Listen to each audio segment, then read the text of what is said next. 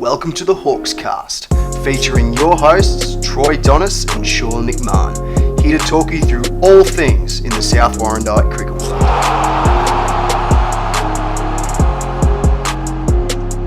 Hello and welcome to another edition of the Hawkcast. You're here with your host Troy Donis and the great Sean McMahon, one of the better lyricists going around. Sean, how are you at the moment? It's fantastic to be back here for the Hawkcast. I think we're going number 3 now. Ooh, we said we'd aimed for 10 and number 1 on the iTunes podcast charts, and then we'll stop. So almost there. Lot to talk about on the show. We've got 2 huge guests, and I don't just mean that literally, although I also do mean it literally. Fas and Skull. Fas, obviously, one of the great club presidents in the history of South Warrandyte, life member, and Skull, a man who's made 18 centuries and knows a thing or two about batting. He's had a fantastic career, and we will be chatting to them later. Before that, just wanted to have a chat to you, Sean, about your thoughts with round 1 coming up. It's that time of the year, a bit of buzz in the air, the weather's turned, the grass is green, and we're almost upon the time of the year where just everyone rocks up to that training, that one training, the selection night before the start of the season. It's a fantastic time of the year. It's a fantastic time. We don't know whether we've got 35 blokes playing this year or 85 blokes playing this year, and it just sort of all comes together at about this time. As a captain, it's quite a nerve-wracking period because you're starting to draw lines in who's going to be in which team. I've heard rumours that about 90 people want to play in the second 11 this year, so I'm sorry about that first. Second's where it's at.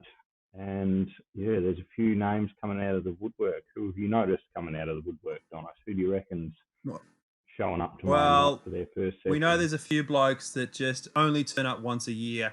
And the number 1 on that list for me is Mitch Getz. I don't think he has ever trained on any other night in the last 10 years besides that Thursday before the start of the season. I see him regularly for a beer after the game, but he is just an absolute criminal for turning up just that one training to make sure he gets selected in a team before the start of the year. It's very, very, very good performer after hours, but maybe just not on Thursday 5 till 7 sort of time. It's not his prime time. He just gets a little bit taller each year, and then sort of slinks off back to the 4s. And hopefully one day, Big Mitch will surprise us and get down on the track during the season. Another tradition of ours at South Warrandyte is the first hit of the year. Barrel absolutely hitting them terribly. I've never seen a guy have such a big gap between his best and his worst as Barrel does in that first hit of the season. He goes out 10, 15 times every year, and this year was no exception. Could not hit the ball. And one thing that did capture my eye with Barrel the other night was after he'd been yapped a little bit, he might be heading down the track of the Skulls and the Fasses of the world, but he'd been receiving a little bit of heat about where he'd been heading physically throughout the off-season. And he thought, I want to really show these lads a thing or two during a fielding drill. And Bees just spooned one to him. And he's gone for a flamboyant dive, which was most definitely not necessary. And he's fallen down, and I think 3 ribs. Well, that's what he's claiming. But he may have also broken 3 ribs of the earth because there was some serious impact when he hit the ground. Absolutely. Earthquake warning in Melbourne, emanating very, very high up in the surface from South Warrandyte. He hit the deck very hard and probably, as we said, heading towards that Skull fast sort of area, has to probably come to terms with his new athleticism. Old Barrel, and we'll let him know about it all year, just to make sure he really understands. We'll definitely know about it. Another really interesting point at this time of the year is because, look, you're not the most talented cricketer, I'm going to be honest about it, Donis, and probably myself would fit into that category. We've been the same cricketer from 18 to whatever age we're at now. Absolutely. It's quite some time, but each year we get a new crop of talented youngsters to show up who we thought, yeah, we've still got these lads covered, and then they're suddenly bowling quicker than us and hitting it bigger than us. Who's caught your eye on that front? Oh, well, a few kids have certainly grown that extra few inches, but I think young Rowie has certainly grown a bit. Kai Brash, I noticed, put on a few wheels. I think he's now bowling at least 5 or 10 Ks quicker than me.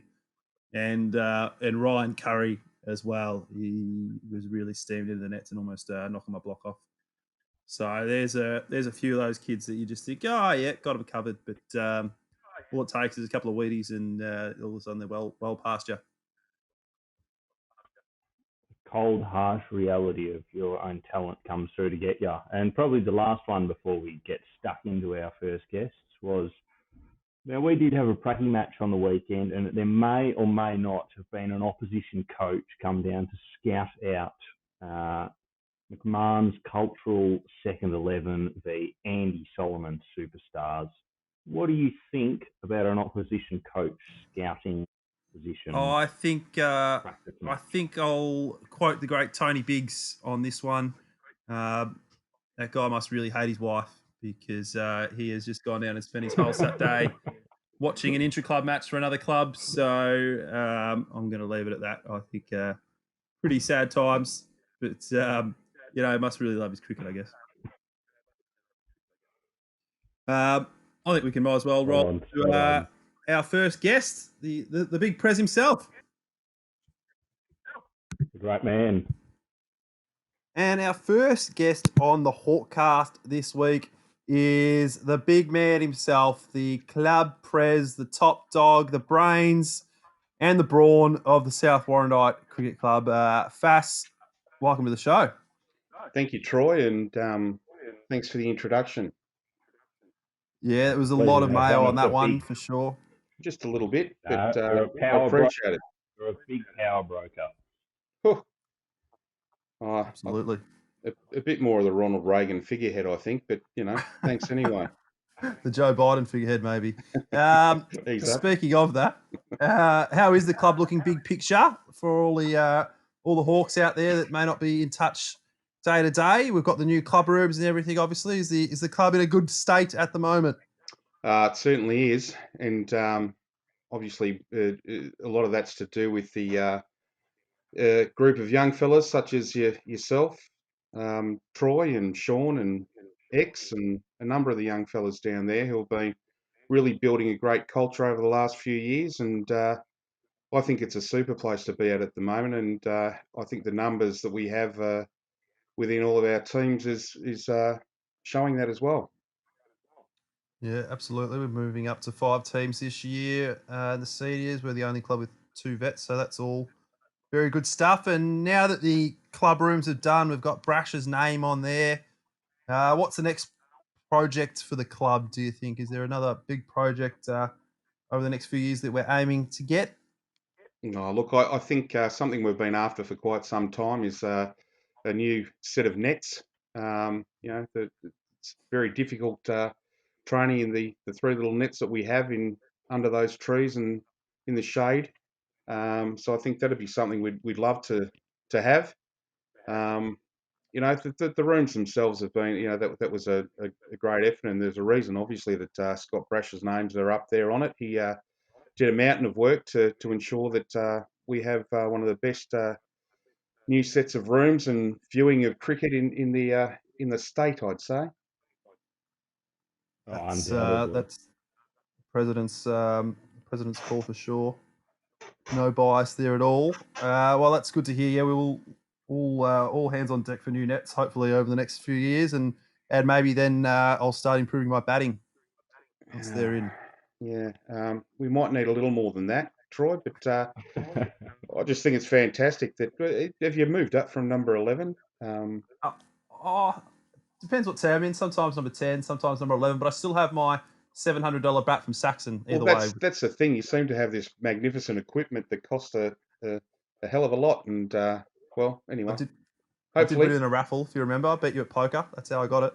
Yeah, well, hopefully it'll all come to fruition in maybe even this year. I don't want to be the doomsayer, but no, he hasn't moved up from number 11. Matt, he will definitely be number 11 this week. Well, Well, it's okay as long as he continues to live up to his nickname of the last Airbender, I believe. He is the last airbender.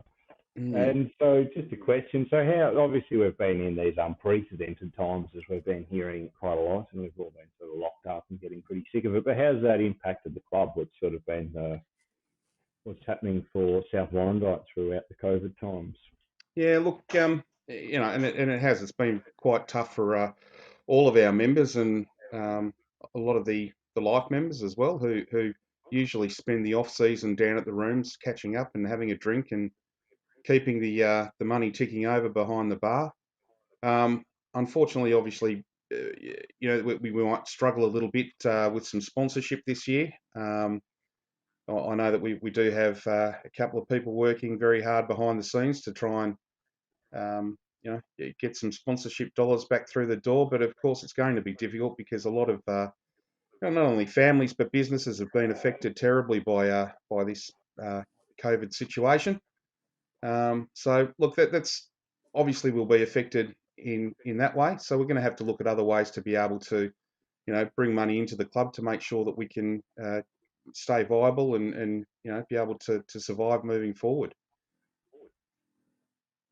Yes, that's a very good point. And talking about survival going forward, the juniors, we've got a team in the 16s this year, and the junior blast is going pretty well, I understand. So some good stuff there happening in the juniors. James Fail, I believe, doing a mountain of work. Yeah, James Fale and Julie Millerick as well has also been very much involved in that. Our numbers are looking great, and although we've had due to various circumstances, we've had a bit of a drop off in our junior teams over the last couple of years. James and Julie have been working very hard to try and get those numbers back up, and you can go through little peaks and troughs, and I think we're about to start. In a couple of years' time, we'll have a couple of under 10 teams and then under 12s, etc., and we'll be getting back to when we were strong with about 7 or 8 junior teams, I'm sure. Good to hear. And obviously the Fasans came through at South through all the juniors. How did you guys end up at South Warrandyte as a family? Yeah, it was through one of our club legends, through the Barry Williams and Veronica Williams.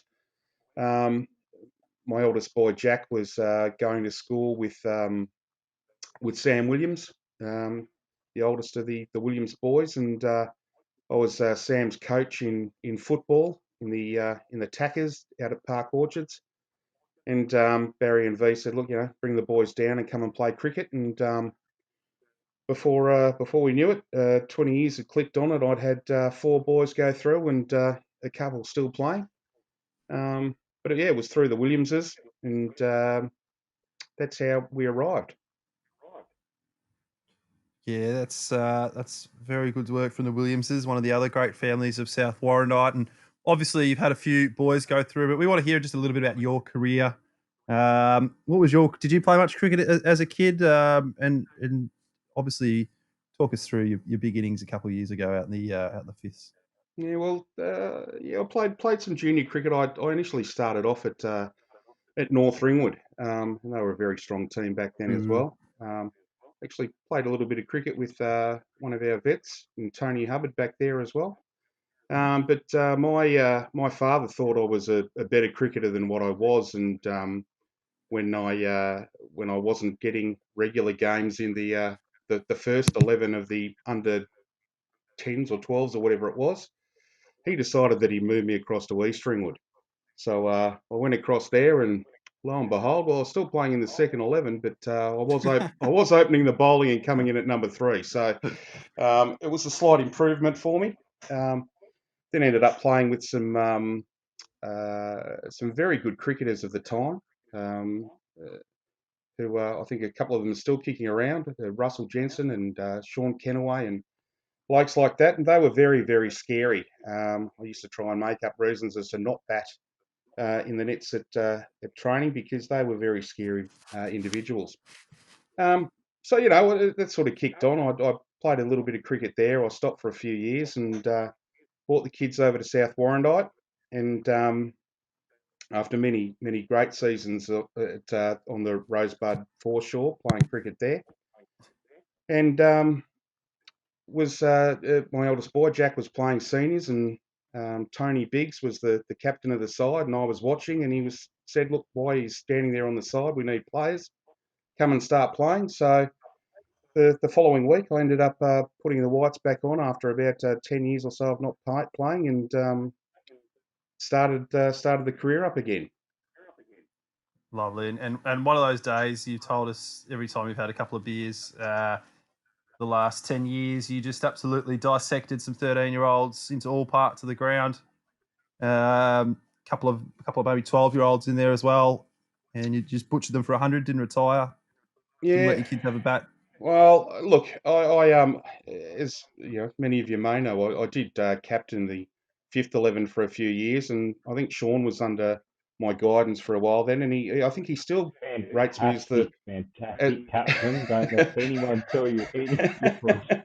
As the worst captain he's ever had, I think. But you know, again, I learnt a lot when I came around in the last couple of years and captained the fifth 11 again with a new batch of kids. I realised that it wasn't about being the 30 and 40-year-olds that were playing, and that it was more so about the development of the youngsters. So I think I improved later on with that. But yes, had a lovely innings a few years ago. There was another super innings probably about 10 years or so ago, and I knocked up 98, I think it was, on Little Warrandyte. Choked. And well, no, I got caught on the boundary. You choked. No, he did choke. Little Warrandyte. I was there that day, and he definitely did get choked. Well, look, and you know, I remember getting back to the club, and I think it was Jack Hall said, "Geez, are you spewing?" I said, "No, look, I've made my highest score. This is fantastic." And I was wrapped, and then for the next 10 years or whatever it was, I was just, I couldn't believe that I just didn't get those extra 2 runs and get that ton. I thought I never would. But then, luckily enough, there was a little postage stamp we got to play on a couple of years ago, and with the great split innings format, I was able to knock up my maiden ton. Now, do you reckon fitness would have been a bit of an issue if there was no split innings there? Well, look, possibly. I may have, you know, not been at my peak fitness at the time, but look, as I say to people too, if they ever try and sort of, you know, diminish how important that ton was, it's like when Matthew Hayden made that record score. People often say, "Oh, look, who was it against? Who was it against?" But my argument is, who else was able to do it? You know, nobody else did it. So, you know, anyway, it's something I'm very proud of, and something you share with Hayes, that's for sure. That's right. Well, have you guys turned up? Have you turned up, Troy? Sorry, I think it's breaking up there over there. Sorry. Last question. Anyway, so there we have it. Now, just a question about that magnificent ton, 108 not out, as anyone's wondering. How late did you stay at the club that evening celebrating? Is it? Yeah. Look, I did. I was there with. I think Gristle was there for the majority of the time, and I stayed back with Brash. It's good to have good friends around, and I think I actually may have stayed the night in the club. The others walked home, and I tried to sleep in there, and it was just absolutely horrible, and I couldn't do so. So, yeah, but yeah, it was an all-nighter, I think, for me. Yeah, wouldn't know anything about celebrating like that after a good day. Well, yeah, it was anyway. Yeah, it was a great day, and one I'm very proud of. So another massive moment for you guys was the whole family got together, and we ended up with all 4 Fasans and the lady of South Warrandyte, Virginia, playing in the same team. That would have been a special moment for you, almost as good as the 108. Yeah, well, it was the only one not to be in that team that day was James. He was obviously playing at a higher level of cricket because he had the ability to do so. But the rest of us did get to play together. Even got in the local newspaper, which again was nice. And you know, I still like to remind Virginia that because she always talks about, oh, geez, how easy must it be? she did make a duck. So what can you say? So you sled your wife. Well, yeah, he's hoping she doesn't listen to the podcast, but No, we I can do love it. I love her dearly. And sorry, I missed. As speaking of Virginia, obviously probably does most of the work in the duo. Cooks the meals, has been an absolute legend of South Warrandyte. I dare say you couldn't have done this presidency without her support. Would that be a fair statement? No, it's absolutely correct. She's been a magnificent support. She's allowed me to do it. She's encouraged me to do it. She's been there to take on roles within the club too that we needed done. As you know, making arvo teas for the ones and dinners on a Thursday night and manning the bar, and yeah, she's been absolutely fantastic. She's a very, very special lady. So must be very special to have hung around with you all these years, Matt. No doubt about that. We certainly thank her very much for her time. Yes. Now, just one more question for you, Matt. Obviously, you've got some fantastic young fellas around the house, but so who's your favourite? Oh, look, it depends on the day, and when people say that they don't have favourites, that's codswallop. I think that it's good to say cods. I haven't said codswallop maybe ever, but I think it fits what we're talking about. And a lot of the time, it might depend on whether they've achieved something at the time, and it's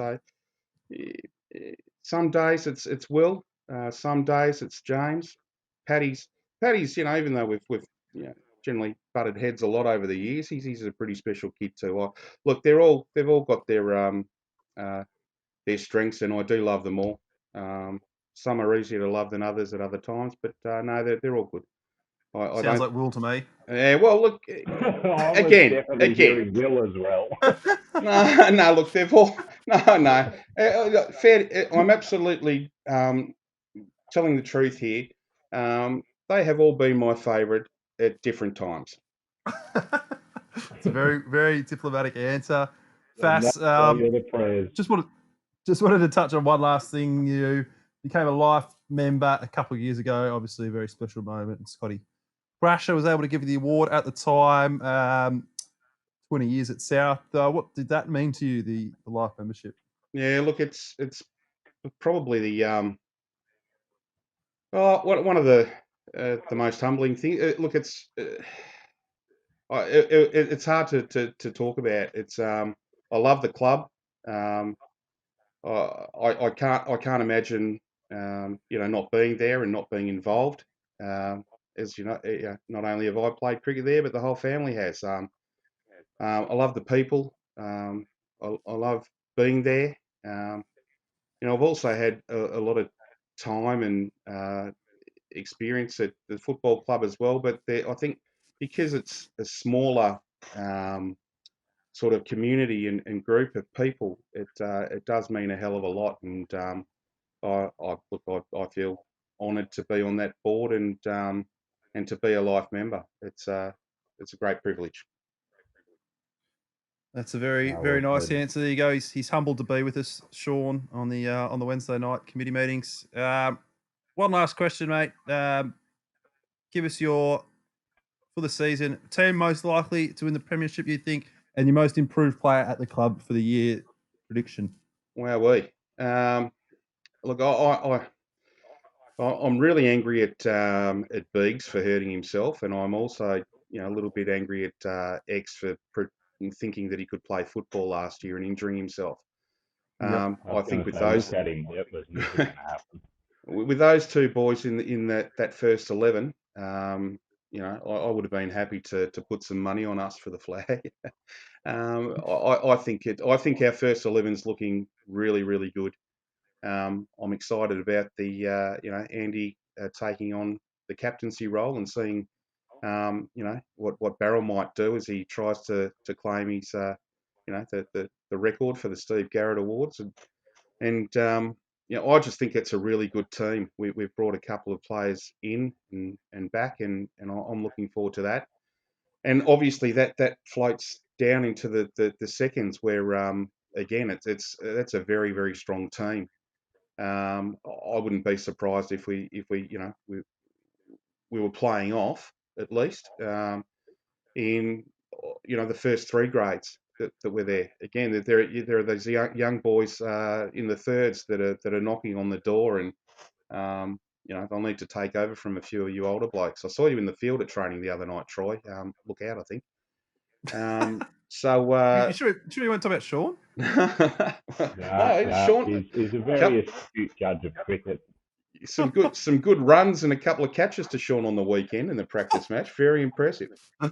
Yeah.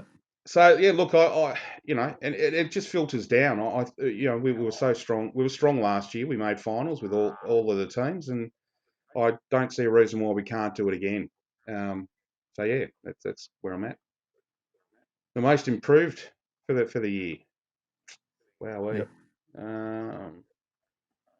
Yeah, that's a difficult one.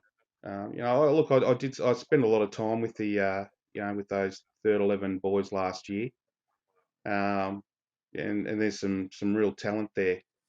I think the other week on the show, Damo made reference to most of them as well. Get off the fence fast. No, I can't do that. It's I'm thinking about, and I don't have the team list in front of me. Improvement. I don't know. I just I can't give an answer. Oh, I'll give an answer for the listeners there. I reckon Rowie Appleby or Jackson Emery for mine. This is why it gets too hard. You start saying, "Hey, I'm just going Rowie Appleby. He's my pick." All right. Well, there you go. I think I think Rowie is. He's going to be a very good player. Ben Thompson's the man, and Ben Thompson's going to go a long way with his cricket this year. Big call. Love that, Shawnee. Oh, don't forget Turbo. Sorry, not about most improved. Just don't forget about him. That's all. All right. Well, thanks for your time, Fass. We look forward to a ripping season and spending many an hour with you chatting behind the bar. I'm sure you'll be there handing out the pizzas and the beers on Thursday night. So we'll see you then. Thank you both, and thanks for the opportunity. You're doing a great job with this podcast and everything else around the club. So thank you very much, boys. Thank you, Fass. Thank you for all your time, and we'll speak to you soon. Go Hawks.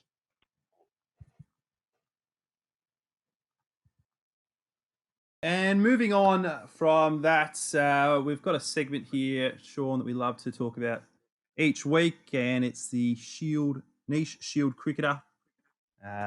We all know that Shield cricket probably had a bit of a low light there in the late 90s, sort of early 2000s. There was no Big Bash. There was no 100,000 people at the G watching Victoria and New South Wales. You could hear exactly what the people are saying out from the crowd in the centre. And some of those guys just missed a bit of the celebrity. So we love to butter them up. And we've obviously been watching the Shield cricket that's been back the last few rounds, some huge things. We've had Callum Ferguson retire, one of your favourites, Sean, very classy player. Very classy player. Was capped as an Australian cricketer, I believe, at one point, which in hindsight, probably... He really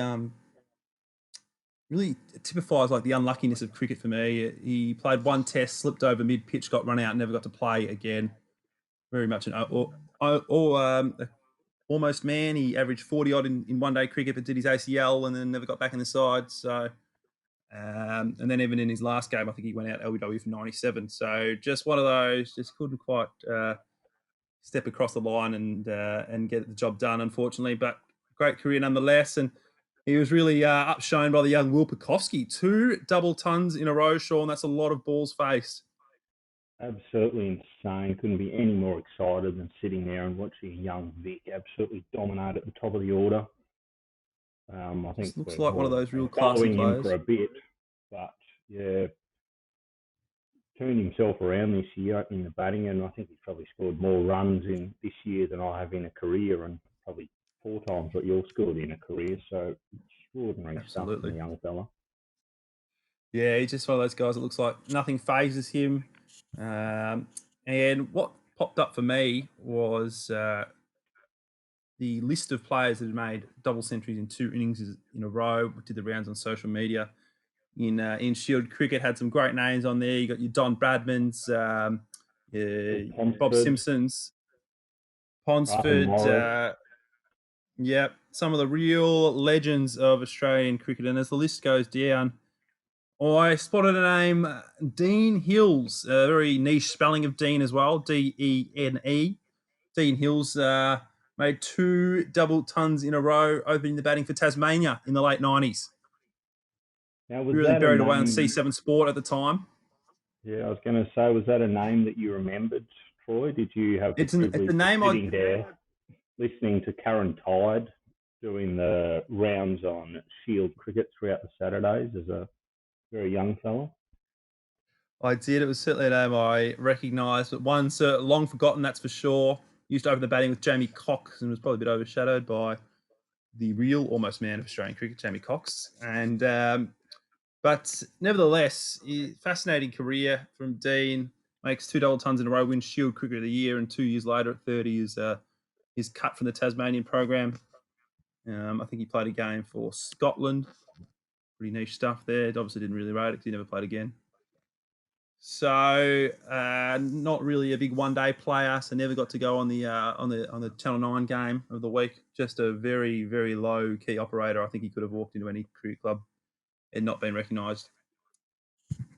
And just then that'll move us on quite nicely to low key, maybe not being recognised. We've got the South Warrandyte cricketers who have either a big celeb in their own right, almost as big as yourself, Donis, or those who have made it to district cricket. Now, the featured player this week is one of our favourites, big Mickey Upness, who's come down to the club in the last couple of years. Would you like to tell us about his career as a celebrity, Donis? Wow, we love big Mickey Aptness, obviously, a bit of a gentle giant, and he loves a bit of karaoke, Mickey, for a big 200 centimetre fella.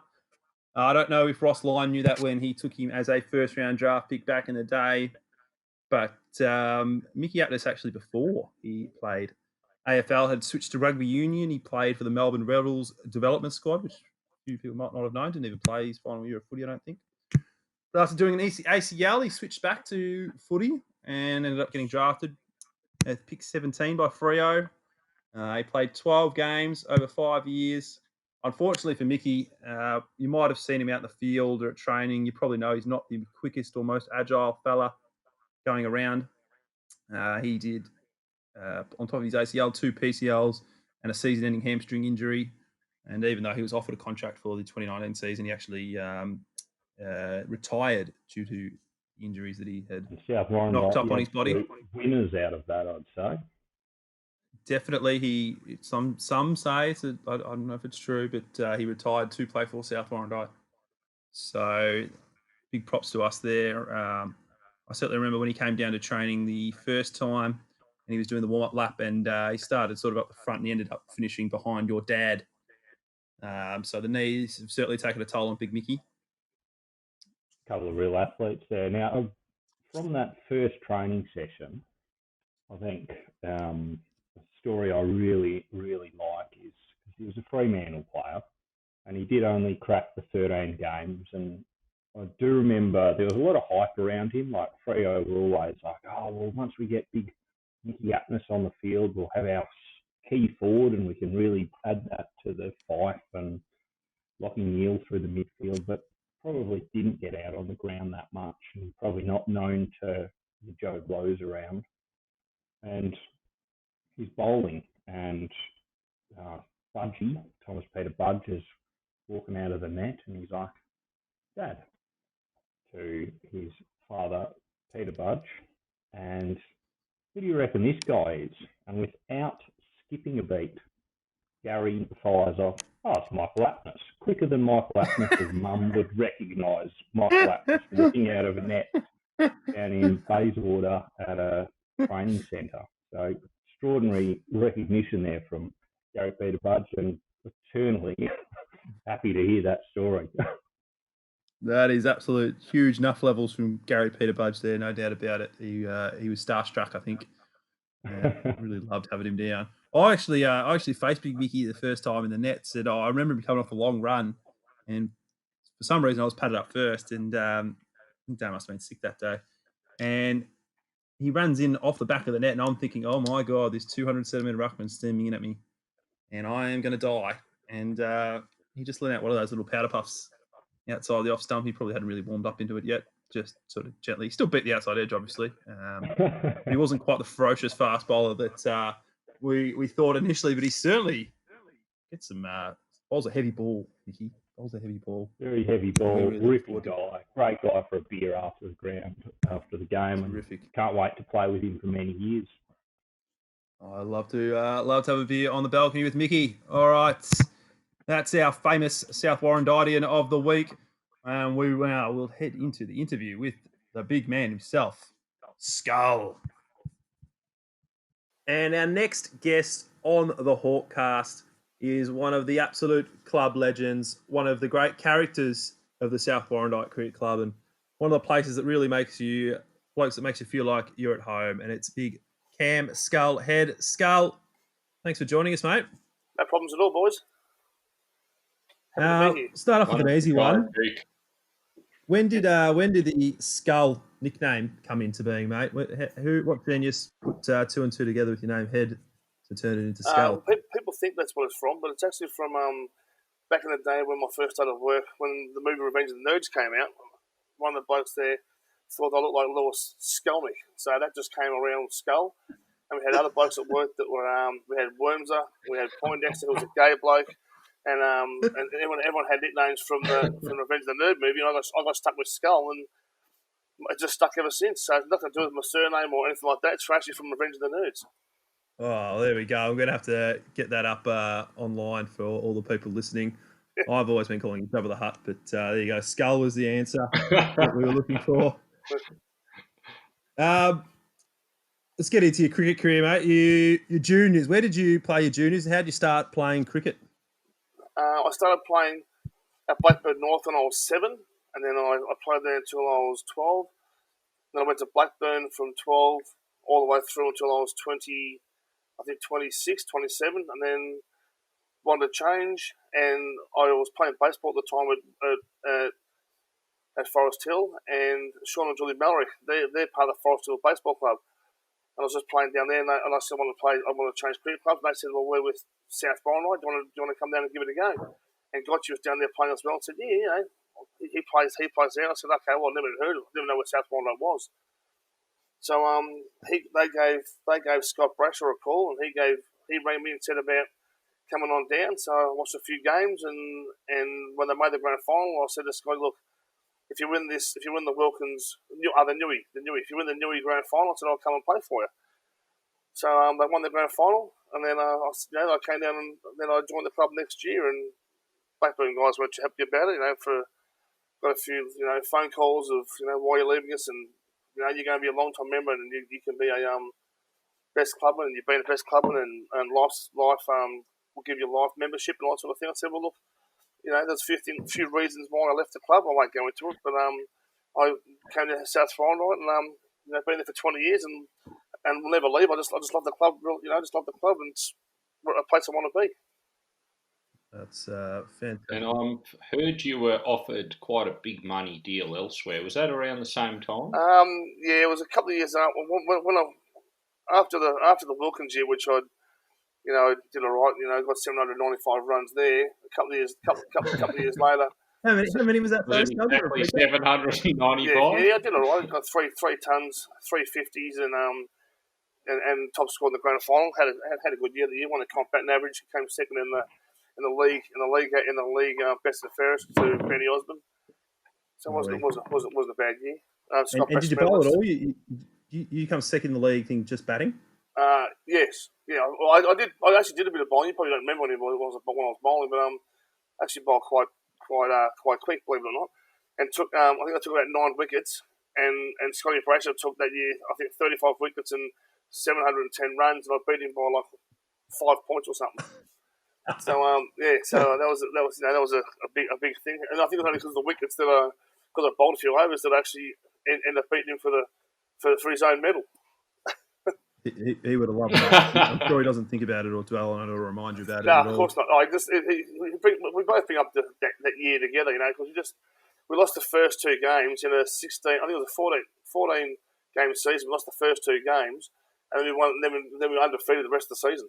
And we smashed everybody. We had two outrights, and every time we played someone, we flogged them. And so a few clubs were scouting around and saw, this guy's absolutely killing it. Yeah, Scoresby rang up, and I thought they were joking. They said, look, somebody rang and said, look, we want you to come down and coach us. And I thought it was like a prank call for someone from South Ryland. And it was a guy named, I think it was the President Berkey, said, I thought it was a joke. So I said, look, I'll come down, I'll do it for 30 grand for 3 years. And they go, well, you're probably close to the mark. I'm thinking, this bloke. And I started saying, who is this? Is this someone? Is this you? Is this you? Is Benny and Eagle? Is someone having a prank here? Yes, no, mate. I told you I'm the president of Scoresby. I want you to come down and play for us. Then all of a sudden I started shitting myself.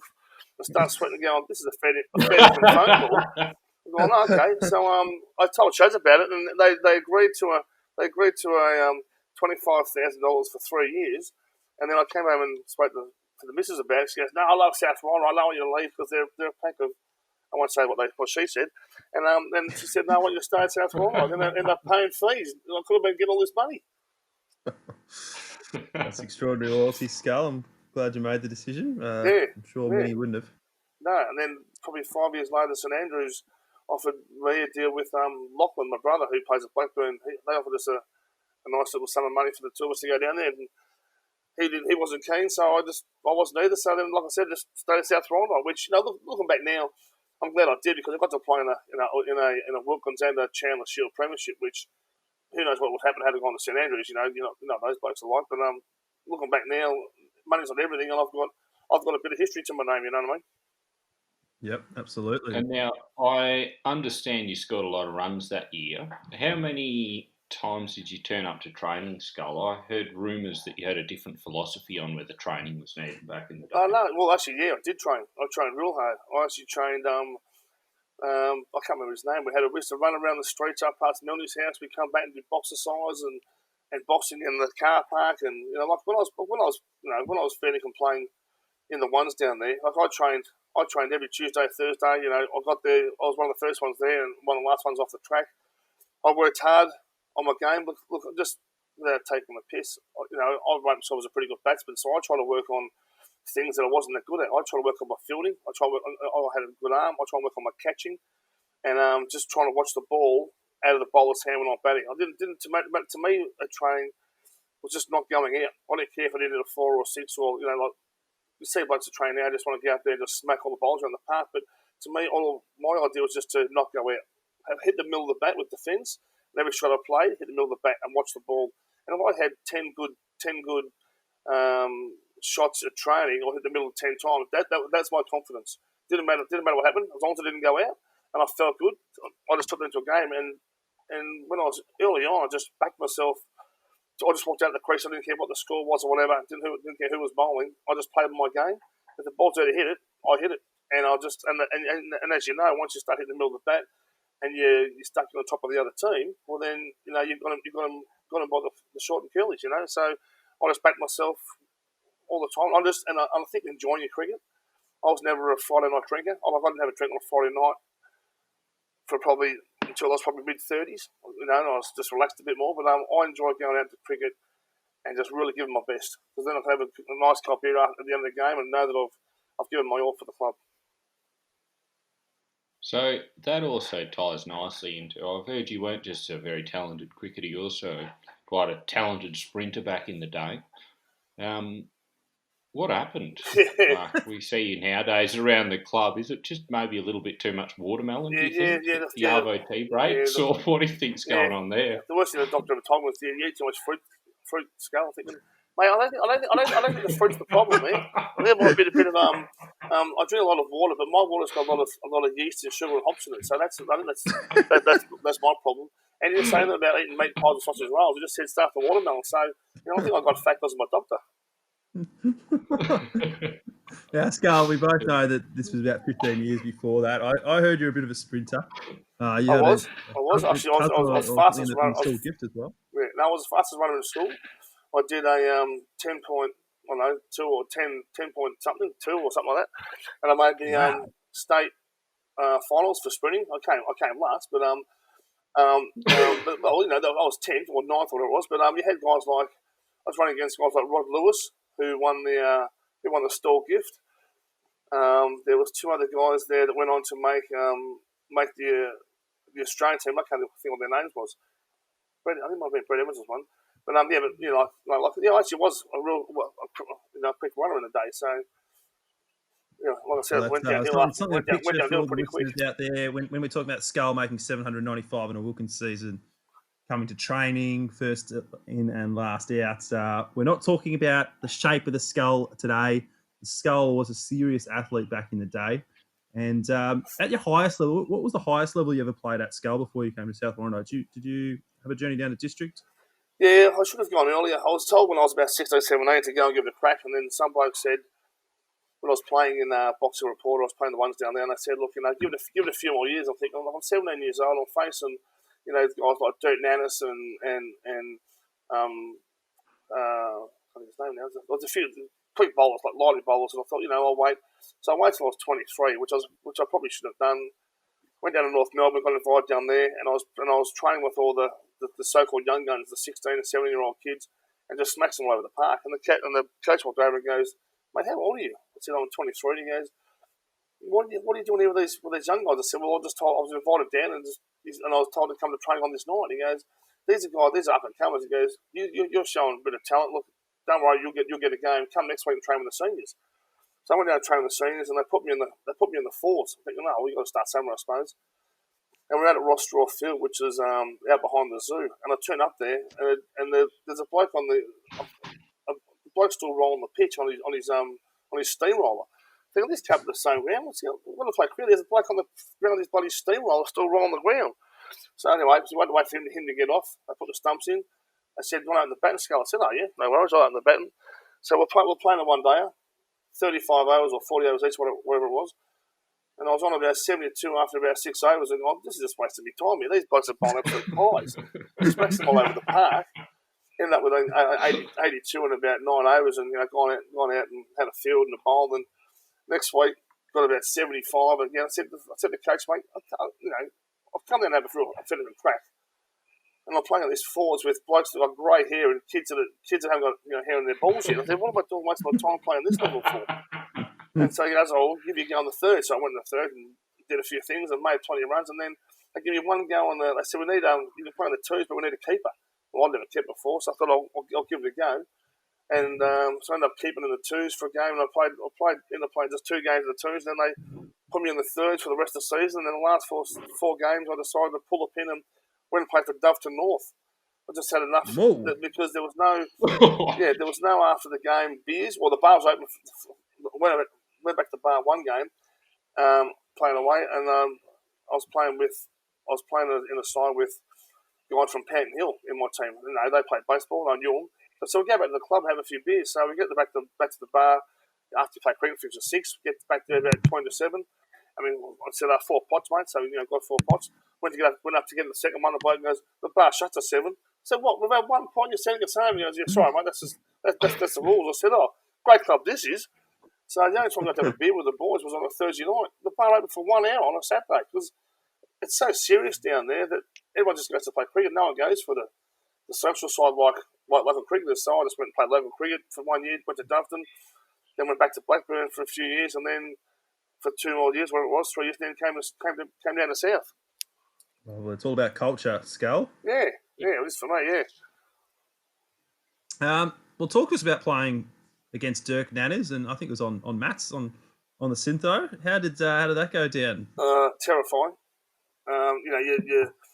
You're facing him during the day, and I was playing back then. They used to have night cricket up at Mitcham. I don't know if you guys remember, but let's have 1 day up at Mitcham. And I faced on the Saturday we played against Vermont, facing Dirk Nannis, and I never wore a helmet until I came to South Warrandyte. So I'm facing this bloke bowl. I never heard of him. No one ever heard of him back then.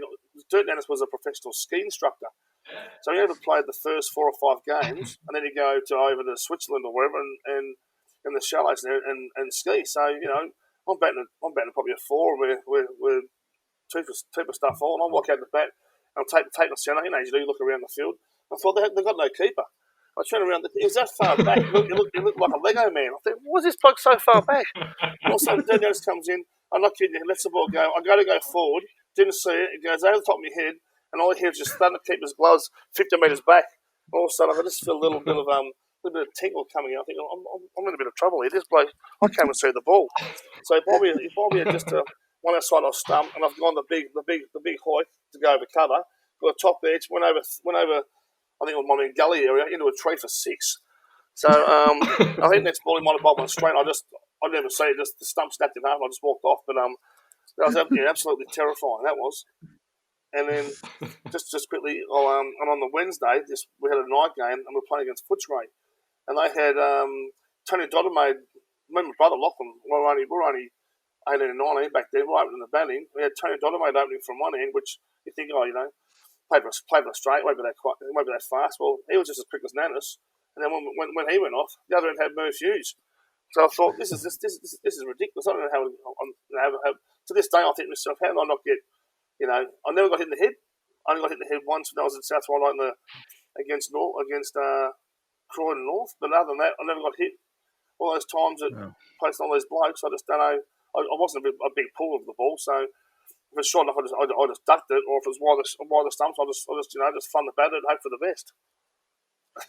That sounds absolutely terrifying, and I'm glad you were the man there. Oh yeah. And I'd just like to note, so you did hit a 6 off Dirk Nannis. Yes. We don't need to hear the details about where it went. You hit Dirk Nannis for a 6. Yeah, nice edge over gully into a tree.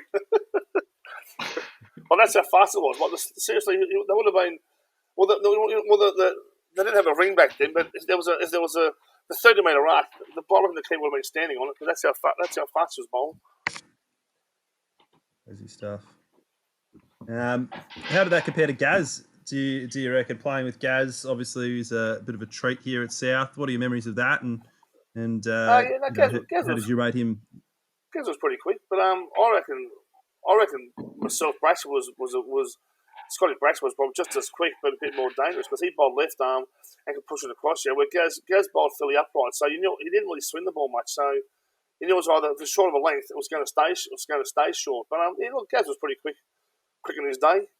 But compared to what I faced, that news flash there. Skull doesn't rate Gaz. No. I don't rate him. I'm just saying, but he's not. He wouldn't be one of the quickest on face. No. I also heard Gaz doesn't swing the ball there much, Donis. Yeah, did hear that. You'll be taking note as the last airbender. I'll give him another call.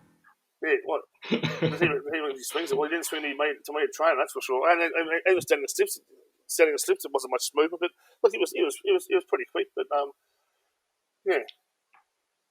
And sorry, go, Sean. I was going to say, so you're in Wilkins. You've single-handedly dragged the guys to a premiership. Talk us about the celebrations. How'd that go? Well, after the grand final, you're talking? After the grand final, so big win. Tell us about the day, and then tell us about the celebrations afterwards.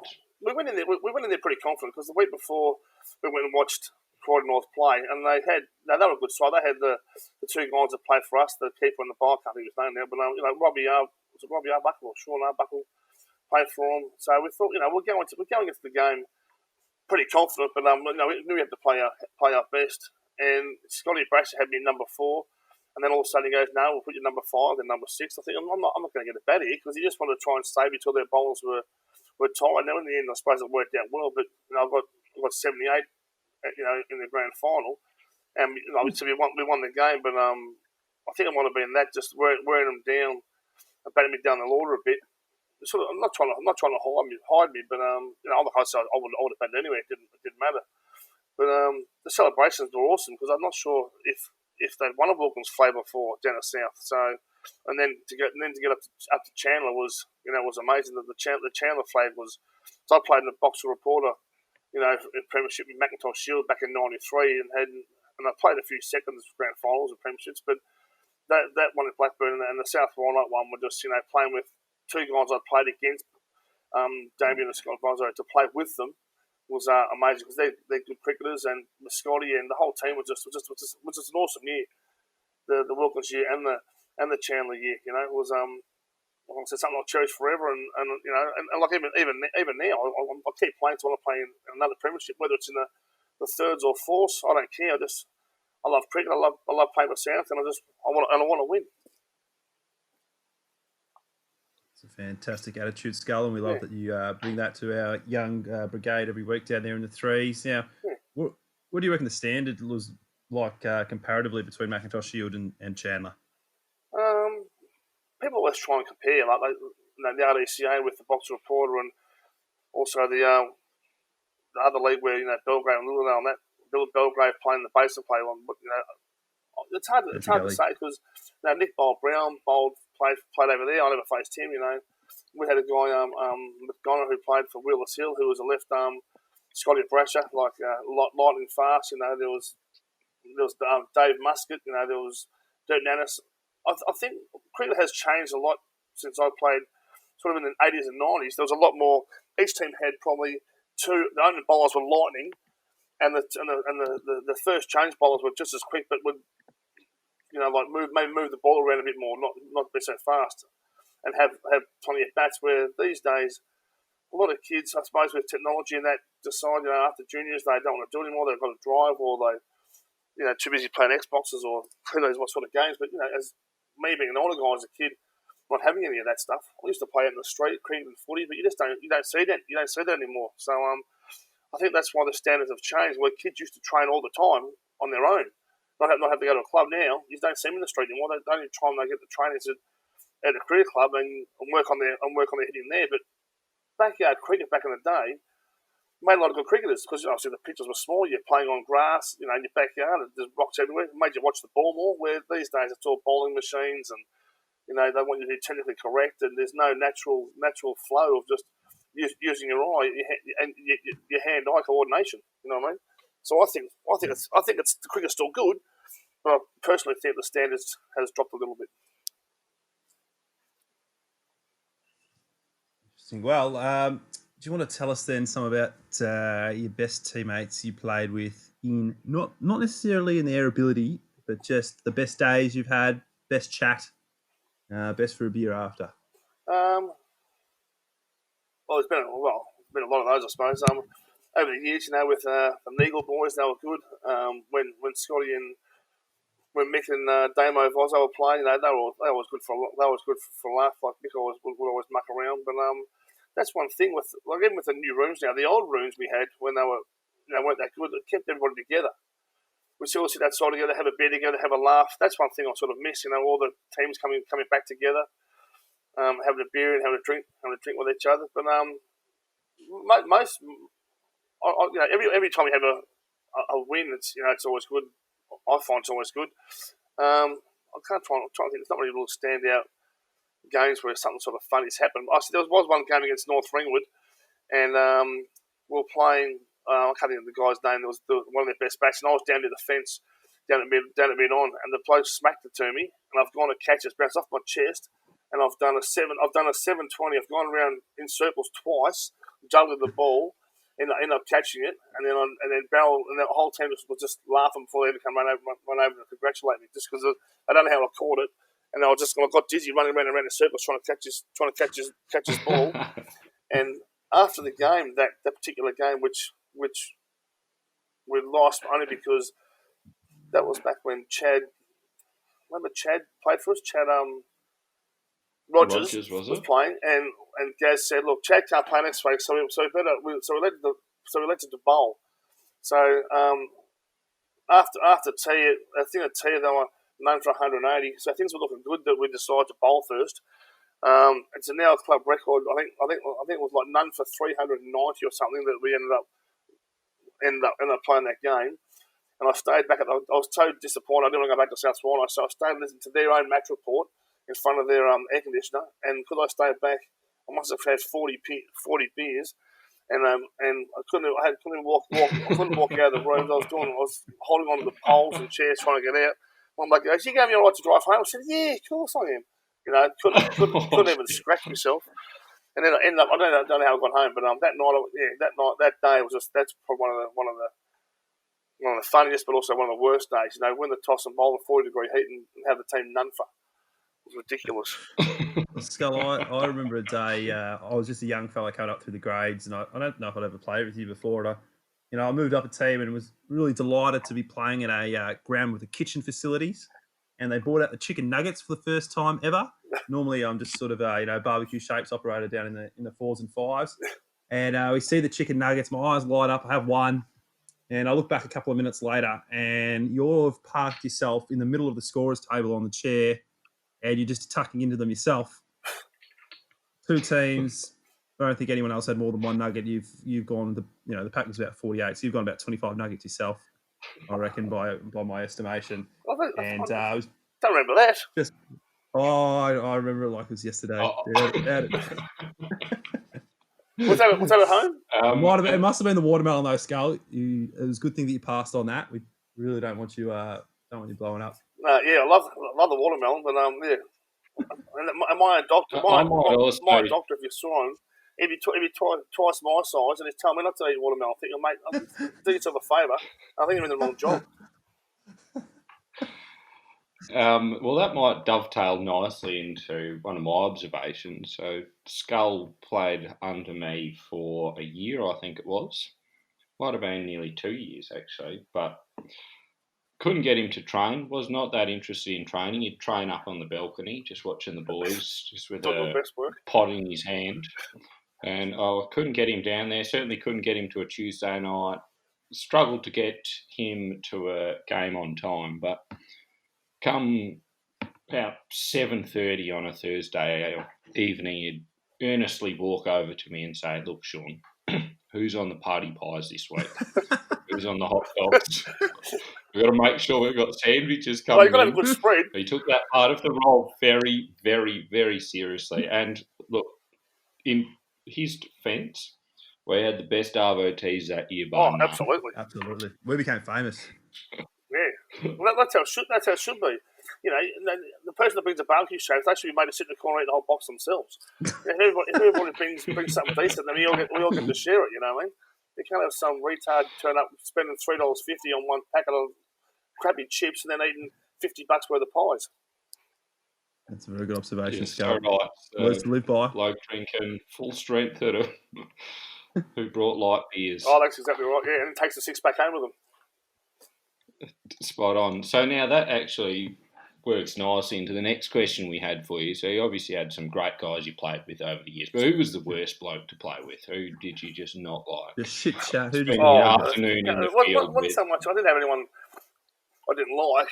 There was just sometimes I'll be standing, if I'm we're bowling, I'm standing in slips, and whoever might be bowling just bowls absolute piles of wise. I'm thinking, how's this bloke in this team? This is just shit. I'm either going to pull the pin, or I'm not going to play this bloke ever plays again. Now, I don't want to be rude here, Sean, but I did play a game. I think it might have been last year or the year before with your dad, and the other team needed about 10 runs to. We might have to edit this bit out. The other team needed about 10 runs to win. I said, Lockie, can you come on, mate? I need you just. I know you can bowl straight. I just want you to just get it just up nice and full and straight. Well, I think I won the game with 7 wides. He bowled in a row. I'm thinking, good choice to bring on the bloke that's supposed to be the best bowler on the team. So Lockie come over. I'm sorry, Skull. I tried my best. It's okay, Lockie. I'm the breath thinking, mate, just don't do that again. That was pots. Is that why you don't play vet, Skull? It is one reason. Look, some teams are too serious, but I just find one's too. They do take it too serious, but I just don't see the point in playing it. These blokes should be watching cricket, not playing cricket. 50, 60, 60-year-old guys running around. They're going to give themselves a heart attack. And I don't know why they bother doing it. I don't find it fun at all. So. Well, we love that you put your hand up every Saturday for us, and you're a bucket of wisdom for our young batsmen. Always love batting with you and getting your advice and your observations, not just on batting but also on life. Have certainly swirled around the club. And so we thank you very much for your years of service, and also thanks for joining us on the Hawkcast. No problems at all.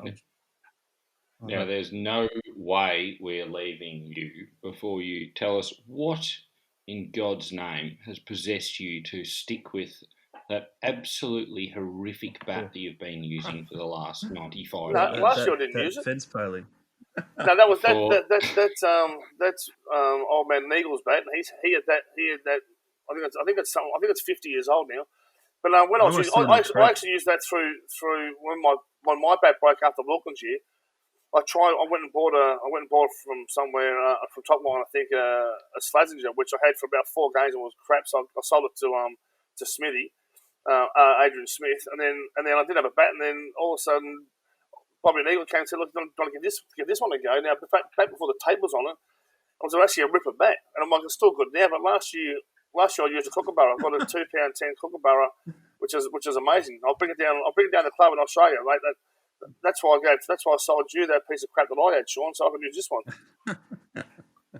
For any kids out there, Skulls Batty was using, those Milo plastic cricket sets that you used to get to go and play beach cricket with. Had a lot more go. I think they had a better middle than the absolute haggard beast that Skull used to wander out to the crease. Yeah, I think the last couple of years wasn't too good, but it was a good stick, that. Oh boy, Skull. Do you think the quality of that played any role in the famous hip incident at Lilydale a couple of years ago? Well, it wasn't using that bat that day. I was using my brother's. You did borrow a bat that day. Yeah, I used my brother's Gray Nichols, which is a $1,000 bat, which is awesome. But it was a bit heavy for me. But I think I just tried to hit the ball too hard. That's what happened there. And I was actually looking probably at it. It wasn't my best season that season. I was going to get dropped for the final. And Damo said, "Look, I'll give you another go." And I was feeling really good. The captain might have backed you in, mate. What's that? Oh yeah, well yeah. Damo said, we thought about dropping you, and then he had a word to Sean. Obviously, I was playing, but I reckon that game there I was actually feeling the best I've been all year. You know what I mean? If I had been given the green whistle, I might have been walked back out again with the pads on. I had a swing. But there's too much pain there. Skull, thank you very much. It's been an absolute pleasure to have you on. And I look forward to seeing you for a beer up on the deck very soon. Yeah, cool. And I'm going to bring in, if I do play this year, I'm going to bring in on a Saturday night. I think every Saturday, maybe after 4 or 5, after I had a couple, I'm going to bring in Skull stories. I think it's about time I started telling some of the boys a few of the old Skull stories from old. I could write a book. On them, but I'll get the boys. Last year I told a few to Brash's kids and Vozos and that. I love it, so I might bring a few in. Let the boys give the boys a few more Skull stories from old. And they are true stories. So people think this can't be true, but they are all true stories. Can't wait for it, Sculler. Thanks for coming on. Look forward to it. All right, boys. Let's go the Hawks. Thanks for the chat, and go the Hawks, and let's have a good season, eh? Woo. Thanks, Sculler. Legend. No worries, mate. Take it easy. See ya. Bye. Fascinating stuff with Skull there, Sean, and we've come to the end of the show.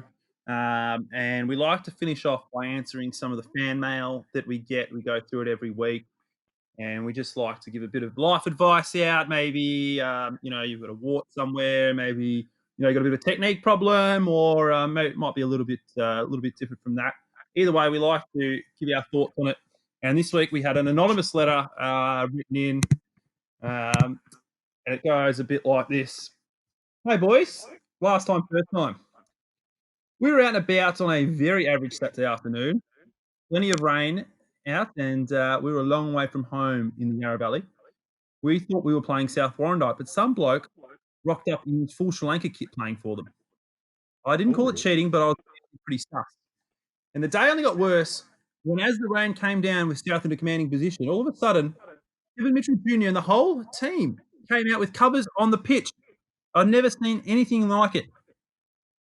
That was until I saw Andy Solomons hit 80 not out off 22 balls with an entire team waiting over the fence to throw them back to restart at the restart of the game to finish it before 7 o'clock. Are covers now a thing in local cricket? Is that legal? From a very depressed Seville captain.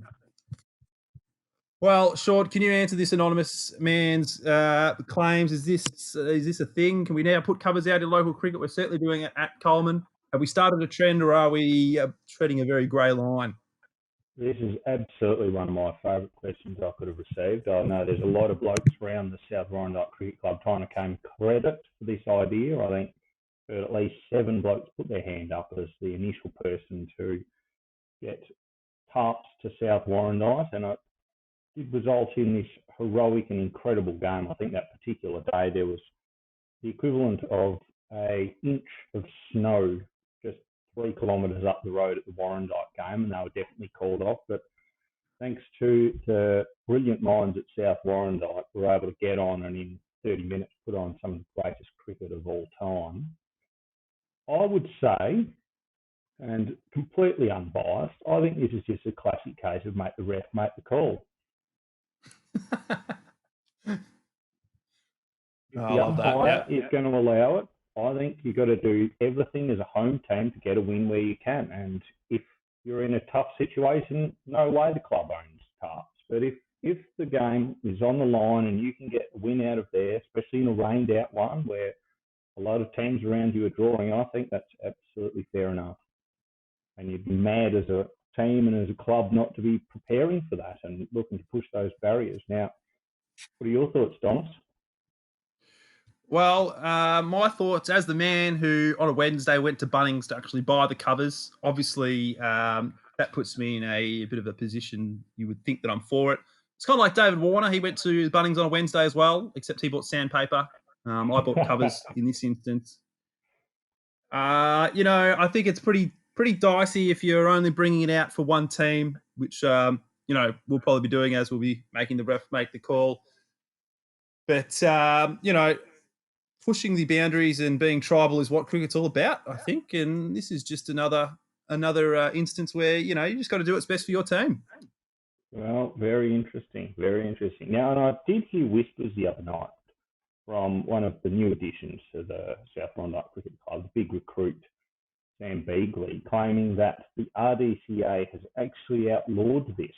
However, as a nuffy that I am, I checked the 2020-2021 handbook and could find absolutely no reference to covers. So I still think it's sitting in that make the ref make the call. Fantastic.